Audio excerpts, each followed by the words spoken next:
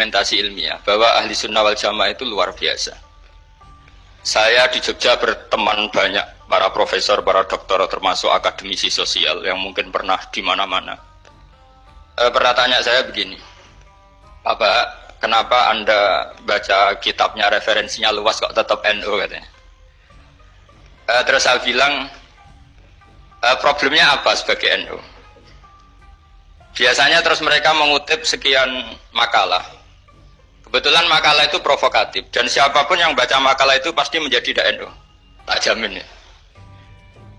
Kalau di Jogja misalnya di satu penerbitan saya termasuk di dalamnya.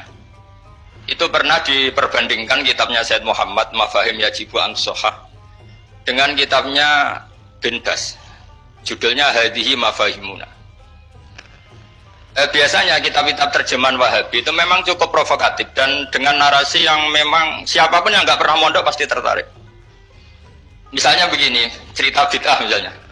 Iyyakum wa muhdatsatil umur fa inna kulla bid'atin dhalalah wa kulla dhalalatin finnar misalnya gitu. Wa kulla muhdatsatin bid'ah wa kulla bid'atin dhalalah wa kulla dhalalatin finnar. Ada yang baca wa kullu bid'atin dhalalah wa kullu dhalalatin finnar. Terus beliau meneruskannya begini, kata Bin Bas. Hadza huwa Rasulullah. Hakama bi annal bid'ah kullaha dhalalah. Terus diteruskan. Wajar asy-Syafi'i faqasama ila hasanatin wa dhalalatin wa sayyi'atin. Jadi dengan narasi seperti itu tuh orang itu tahu bahwa Syafi'i itu kurang ajar tenan kira-kira gitu. Jadi dia ini Rasulullah yang mengatakan semua bid'ah ini dhalalah, tapi Syafi'i lancang dengan membagi ada dhalalah, ada sayyi'ah, ada hasanah, ada sayyi'ah. Ini aneh katanya. Wong Rasulullah yang nabi saja bilang satu, semuanya dhalalah kok dia bilang dua kan. Diredaksikan Jaro'ah, kira-kira makna sedannya yang lama atau berani. Sehingga orang mesti tanya, kenapa sih tidak ikut Rasulullah saja? Tapi ini satu ilmu, setidaknya ilmu perdebatan, bukan ilmu hakiki, karena kita tidak tahu yang diridhani Allah yang mana. Tapi kemudian Said Muhammad dalam kitab Abu Abdul Faros juga dalam kitab-kitab beliau menyanggah itu dengan mengatakan jika makna bid'ah adalah yang nggak pernah dilakukan Rasulullah, itu salah besar. Terus beliau cerita sekian hal, termasuk yang diceritakan adalah ada seorang sahabat ketika sholat dengan Rasulullah tidak pakai doa mainstream, yaitu ketika i'tidal sahabat tadi bilang alhamdulillah hamdan katsiran thayyiban mubarakan fi. Setelah itu setelah Nabi habis sholat umul qail, siapa tadi yang melafadzkan itu? Semua sahabat diam karena takut disalahkan. Tapi apa yang dikatakan Nabi? Tidak, saya tidak akan menyalahkan. Saya tadi melihat isna asra malakan. Saya tadi melihat 12 malaikat. Yabtadiruna ayyuhum yaktubu awwalu. Semuanya itu bergegas siapa yang nulis awal. Terus kata sahabat tadi, ha anada ya Rasulullah. Padahal ini satu kalimat yang bahkan Rasulullah tidak mengajarkan. Dan Rasulullah bahkan iskal. Kenapa ada kalimat itu? Tapi toh dibenarkan oleh Allah dan Rasul. Cerita Said Muhammad kedua adalah ada sahabat setiap ngimami itu main kulhu. Wah, ngimami apa saja main kulhu. Singkat cerita makmumnya tuh gerutu. Ini orang kok main kulhu terus ini. Setelah dilaporkan ke Rasulullah, ditanya sama Rasulullah, kenapa kamu main kulhu ini? Dilaporkan ke saya. Kata si musolli tadi, imam tadi, di annaha sifatur rahman. Dalam surat itu semua sifatnya Allah. Maka fa'ana uhibbuha. Saya senang itu. Apa kata Rasulullah? Saya disuruh bilang Allah ke kamu bahwa Allah mencintai kamu karena kamu mencintai kulhu. Terus keterusan sampai sekarang itu orang-orang NU baca kulhu terus itu. Karena sekali baca idza samsu kuwirat mesti keponting gitu. Tapi artinya itu dibenarkan Rasulullah min ghairi sabqi ta'limin minhu, tanpa ada pelajaran dari beliau.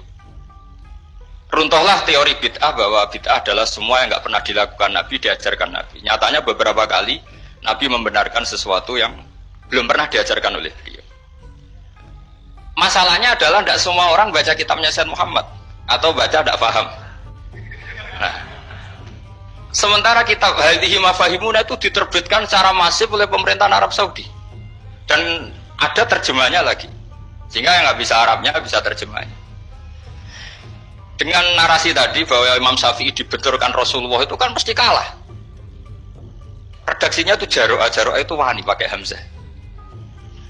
Kedua, saya ingin cerita dan saya tidak bosan-bosan cerita ini sampai mati, saya tidak akan bosan-bosan.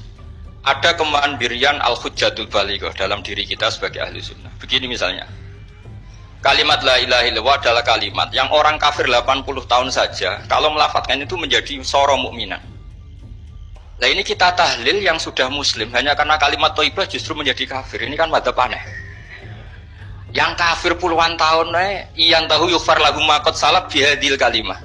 Ini kita karena tahlilan sampai nyekel patok menjadi kafir juga karena la ilaha illallah. Ini aneh. Kata kalimatun sing yakunu bihal kafiru musliman menjadi kalimatun yakunul mukminu biha kafirun. Ini kan kaidah yang aneh. Nah, saya ingin kalau ahli sunnah yang seperti ini sudah mandiri, sudah sehat, ya baguslah seperti itu. Terus yang terakhir, kenapa ditambahi an-nahdiyah? Ya seperti yang dikatakan moderator tadi.